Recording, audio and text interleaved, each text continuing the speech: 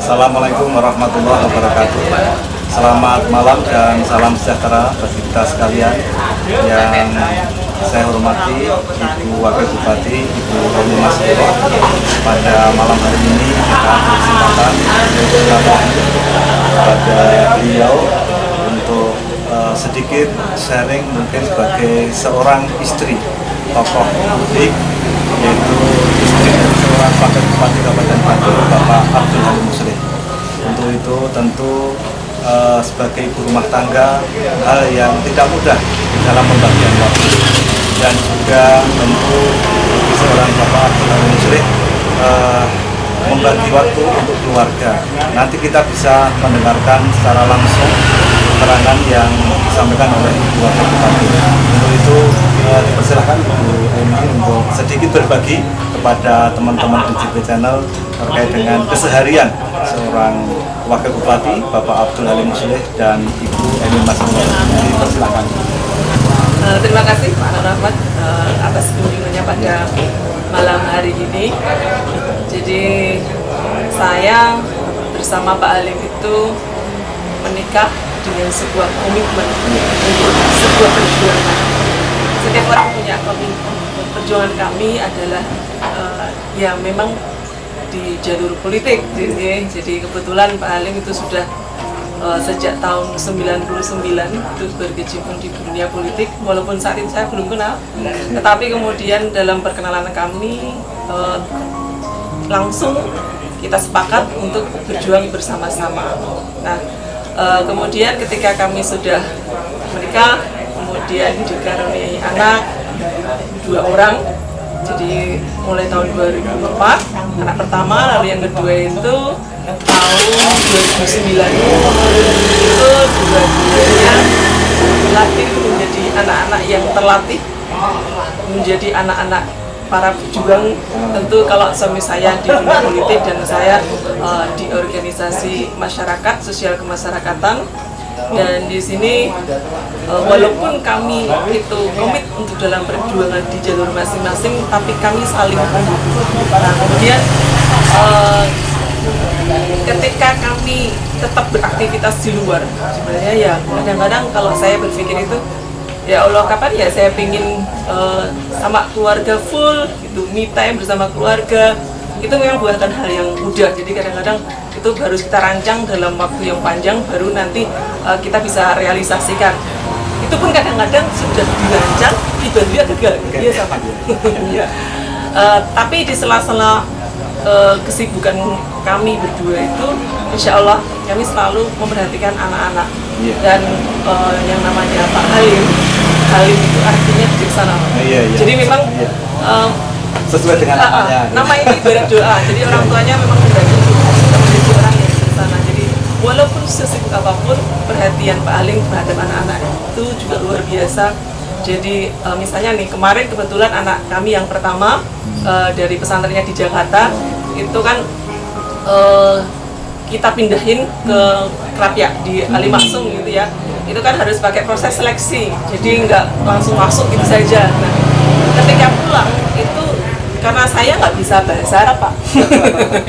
Saya bisanya hanya baca Quran saja itu Pak Halim menyempatkan diri untuk ngajarin anaknya yang pertama itu nahwu sorof.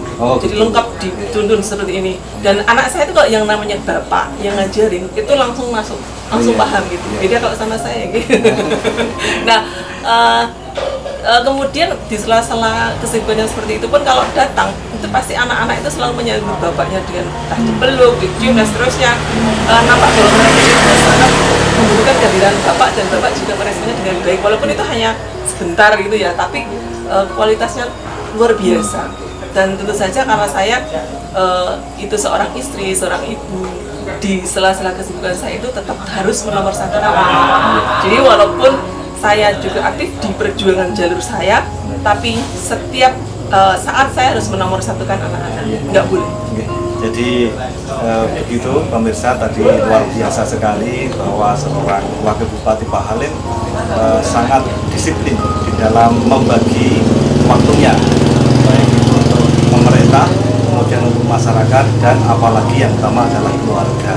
Dan yang tadi saya sangat simpatik, yaitu bahwa seorang Abdul Halim Muslih ini tentu mungkin dulu di pondokan, jadi beliau menguasai nahwu sorof dan mengajarkan langsung kepada putri-putrinya.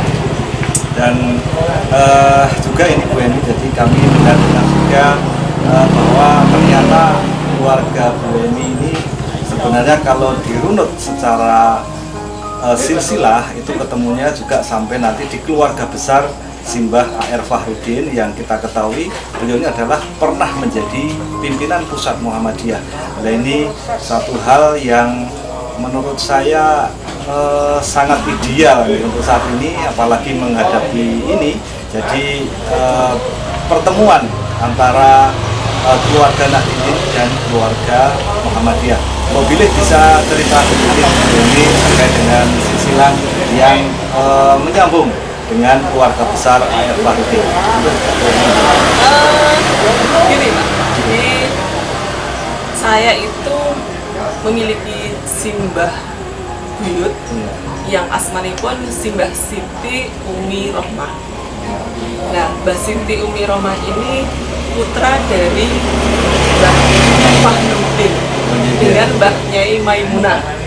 Nah, kemudian Mbah A.R. Fahrudin itu adalah putra keenam dari Mbah Fahrudin dengan Mbah Nyai Maimunah. Sedangkan simbah buyut saya, Mbah Siti Umi Rohmah, itu adalah putra yang nomor 2. Jadi ya awalnya ludur Pak.